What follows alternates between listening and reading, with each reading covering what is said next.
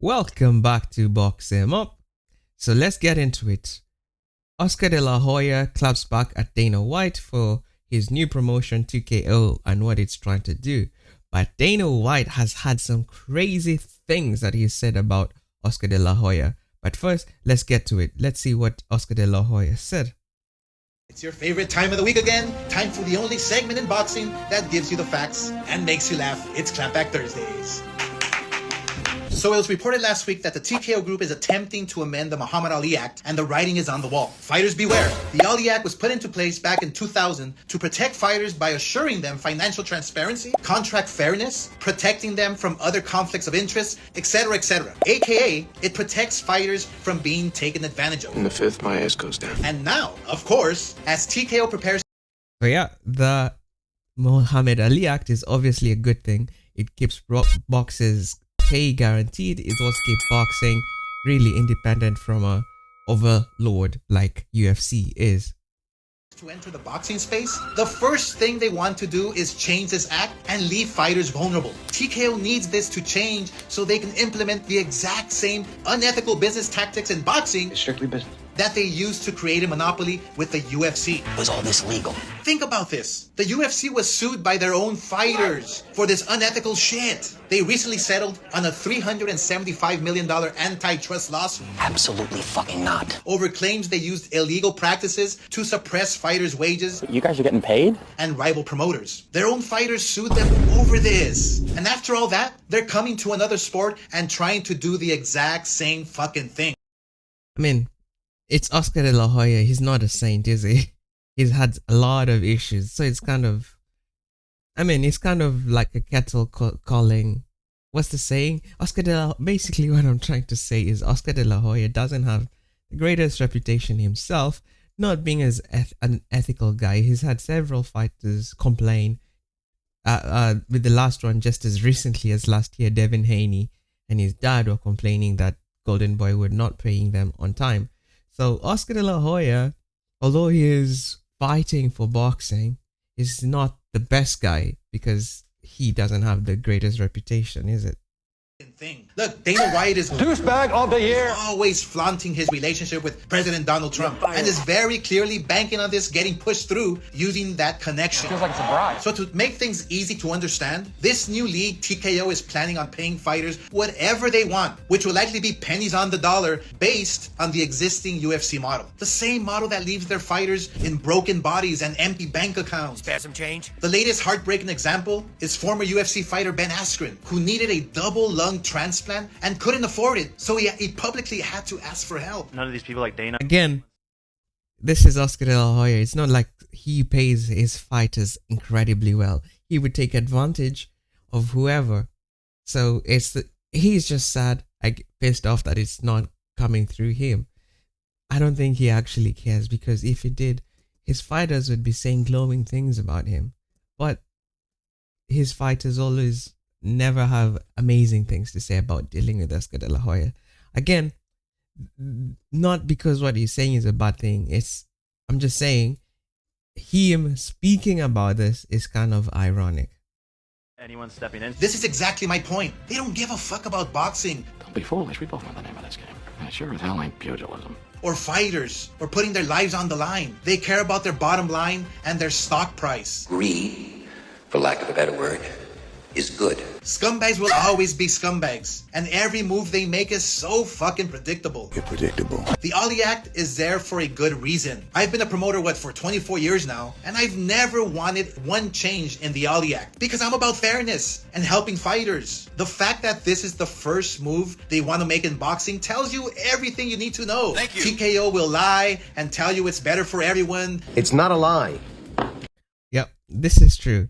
TKO will not succeed in boxing. They cannot produce the same model with the Ali Act. And Dana White, his relationship with Trump, seems that it is going to be very, very likely that they will succeed in getting rid of the Ali Act. It depends on what Congress people, senators decide. I don't know exactly the laws of the USA, but it really will depend on the law and what happens in the Senate. And obviously, a lot of people who are involved are in support of Oscar De La Hoya. We can just look at the comments.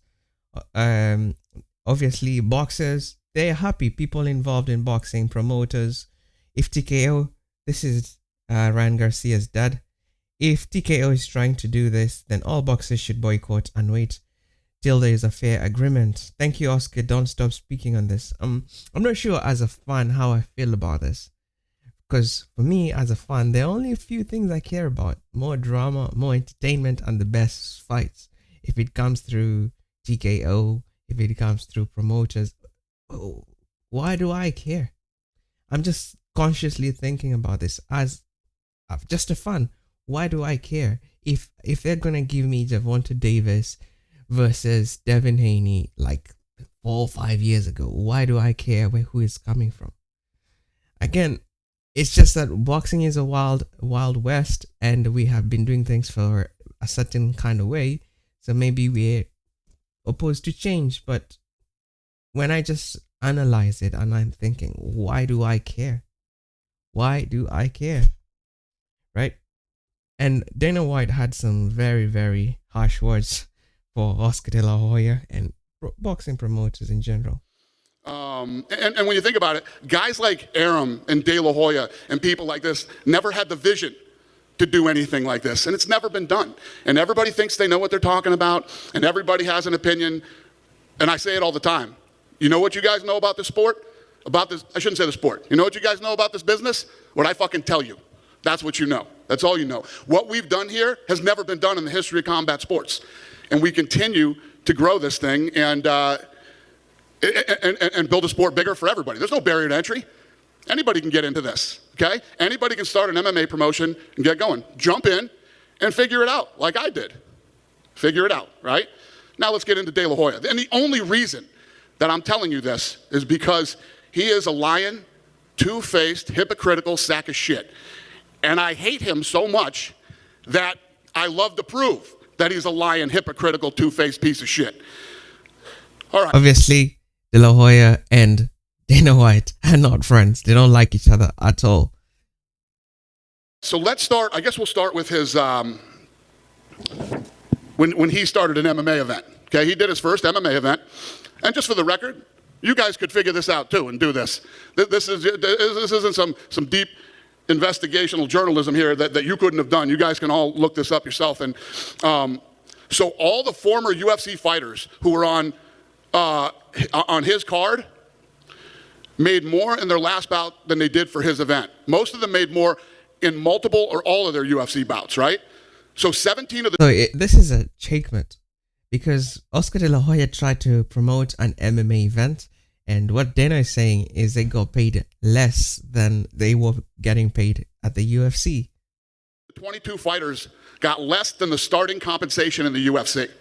The guys who fought on his MMA card. Now, where I'm going with this is this asshole, every time he opens his mouth, acts like, number one, oh, you're not paying your fighters. You know, why are the fighters not being paid? And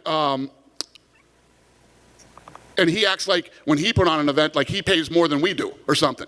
Yeah, you pay fucking Canelo a shitload of money, whom you couldn't even hold on to. You couldn't even keep. He fucking left you too, right? How about this? I have 650 fighters under contract. He had fucking one that mattered. He couldn't keep them.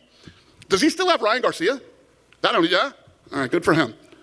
Right, so there we go. Obviously, it feels like the kettle... I don't know what the saying is, but basically, it feels like Oscar De La Hoya is not standing on much, but because a lot of people in boxing feel like TKO getting involved will be a bad thing, so a lot of people are supporting him. And I don't feel like TKO is Dana White per se. This is Turki Al-Sheikh. This is the most important man in boxing. The man who has made the most fights happen, the most exciting fights, the one who has delivered on the excitement that we were begging for. This is his finance. This is his program rather than Dana White. Dana White is just the face because he has done something incredible. He has basically done the UFC, which is a successful business. And really, TKO, Turki Al-Sheikh, they're not going to be donating because that's what they're doing right now. It's a loss. It's just an endless speed sucking money. They're not going to be doing it forever.